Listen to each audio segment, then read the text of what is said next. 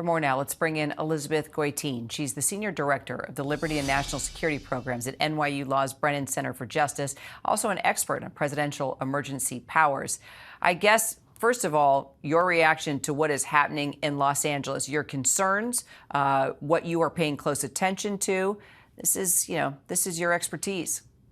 Sure. There are a lot of concerns with what's happening in Los Angeles right now. At the point that the National Guard was deployed, things were quiet in Los Angeles. Civil unrest is supposed to be handled by state and local law enforcement under our Constitution, only under the most extreme circumstances and as an absolute last resort should the federal military become involved. That's in cases where state and local law enforcement are completely overwhelmed and they ask for help, or situations like we saw during the civil rights era, where state and local law enforcement were sitting back and not really doing anything to help the problem. In fact, they were making the problem worse.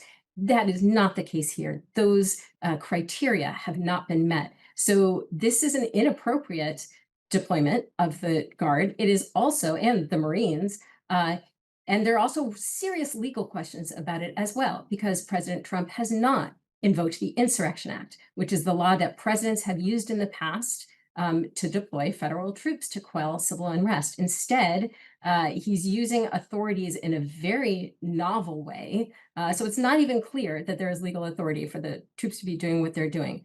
I would say my greatest concern, though, is that his memorandum authorizing deployment in Los Angeles doesn't mention Los Angeles. It authorizes deployment anywhere in the country where protests against ICE activity are occurring, and even in places where no protests are occurring at all, but they might occur without any requirement that those protests involve any kind of violence or law breaking. So this is a preemptive, nationwide, potentially, deployment of the federal military to effectively police protests. That is unheard of in this country, and it's incredibly dangerous. How is it dangerous? It's dangerous both in terms of the precedent it sets and in terms of the practical ramifications. The reason why we don't have the federal military acting as a domestic police force, first of all, there's a law, the Posse Comitatus Act, that prohibits it. But also, this is a centuries-old principle that goes back to the Magna Carta, because if the leader of a country can turn the military inward against the people of that country, that can very quickly become an instrument of tyranny. In terms of the practical consequences, I mean, we're seeing some of that right now. Soldiers are not trained as police officers. They are trained to fight and destroy an enemy, and they do not have extensive training. Most of them have no training in handling these civil unrest situations where their job is to de-escalate tensions and to respect the constitutional rights of the protesters. And so when you put them in this role that they are not trained for, that doesn't fit their usual mission or training or mindset, that creates extraordinary risks, not just to the civilians, but also to the soldiers and to state and local law enforcement.